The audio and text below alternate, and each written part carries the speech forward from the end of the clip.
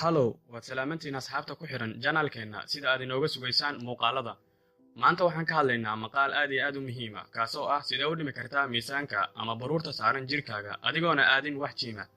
Dad badan ayaa aaminsan in aan la dhimi karin miisaanka iyadoona la aadin jiim ama goobaha lagu jimicsado. Isdaji walaal, aniga kuu sheegaya farsamooyin fudud oo aad si dhaqsi ah ugu dhimi karto miisaanka jirkaaga saaran. Horta marka hore aamin inaad wax walba samayn kartid. Miisaankan jirkaaga adigaa saaray oo sabab u ah waayo waxaad cuntay cunnooyin fara badan oo aan faa'iido u lahayn jirkaaga. Sidaas si la mid ah ayaad u ridi kartaa miisaankaana. Miisaanka oo bata waxaan ognahay inay ku soo dugaalaan cudurro fara badan sida wadna xanuun, kaliya xanuun, lafa xanuun, kala goys xanuun, xitaa cudurro nafsaani ah sida kalsooni la'aanta. Waxaan halkan kugu soo bandhigayaa 5 qodob oo aad ku dhimi karto miisaankaaga adigoona aadin wax jiim ah. Qodobka koobaad, cabidda biyo fara badan ama teedka ama baahida cunto iyo haraadku waa kuwa hal meel oo maskaxda ka yimaada. Waxaa dhacda inaad u malayso inay gaajo ku hayso adigoo u baahan galaas biyaha kaliya inaad cabto. Markaad cabto biyo, durbadiiba waxaad dareemaysaa dhereg. Dhinaca kale, biyaha oo aad cabtid ugu yaraan 8 galaas maalinkii waxay qayb weyn ka qaataan habdhis dheefshiid fiican, kaasoo kaa caawinaya inaad lumiso miisaan fara badan.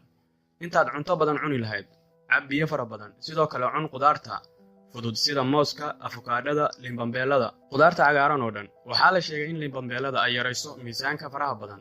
Markaad cunto ama aad cabto biyaheeda, waxaad dareemaysaa dhereg fara badan, taasoo sabab u noqonaysa inaadan wax badan cunin.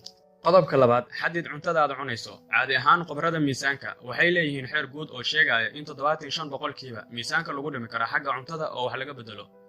25 soo hartayna lagu sameeyo jimicsi iyo orod. 700 oo daraasad oo la sameeyay waxay sheegeen in arrinta ugu dhaqsaha badan ee miisaan lagu dhimi karo inay tahay xagga cuntada oo wax laga bedelo. Sidoo kale inaad samayso socod fara badan inta aadan seexan ka hor habeenkii.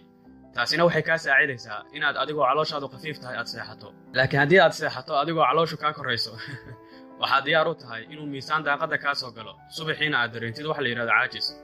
Sidoo kale waa inaad iska yaraysaa cuntooyinka uu ku badan yahay faatka sida bariiska, baastada, kuwaasoo dhammaan ah cuntooyinka aadka looga isticmaalo Soomaaliya. Meesha aad ka cuni jirtay bariiska iyo baastada, u bedel cunooyinka leh baalka sida galleyda, misagada, salbukada iyo wixii la mid ah. Qodobka saddexaad, ha dhayalsan hurdada. Hadduu jadwalkaagu ahaa inaad subaxii waqti badan jiifto, habeenkiina seexato waqti dambe, taas waa laga daba yimid oo waxaa beeniyey Michael Beras oo ah aqoon-yahan haysta shahaadada PhD. Wuxuuna sheegay in hurda la'aanta miisaan badan dadka ku fuulo. Dr. Beras wuxuu buugiisa ku qoray in 30 daqiiqo oo aad hurdo habeenkii qasaariso inay kugu kordhinayso miisaan xaddigiisu aad u badan yahay. Sidaa darteed waa inaad seexataa hurdo kugu filan habeenkii si aad dhaqso ugu kacdo subaxii oo aad u qabsato hawshaada nolol maalmeedka ah. Qodobka afaraad, ha u cunin si jees ah. Cuntada loo yaqaan snacking ama cuntada fudfudud ee saliidda ama dufanku ku badan yahay kaliya uma darna caafimaadka guud ee waxay musiibo ku tahay miisaan korkaaga ku siyaada.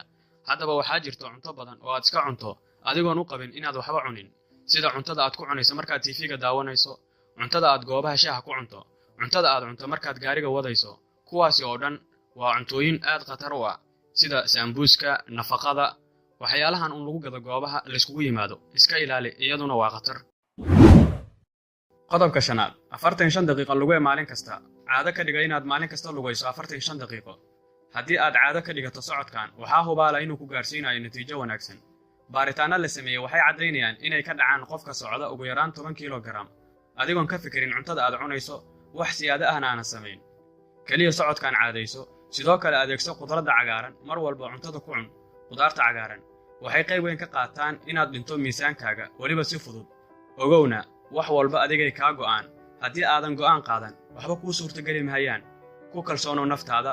Marka hore mid ogow, jirkaan adigaa iska leh, adigaana caatayn karo, adigaana caylin karo. Intaas ayaan ku soo afmeerinaa barnaamijkeenna. Fadlan channelka gaarsii asxaabtaada. Waa walaalkiin Saki Cabdi Yaasiin oo idin dhahaya. Wassalaamu calaykum waraxmatullaahi wabarakaatuh.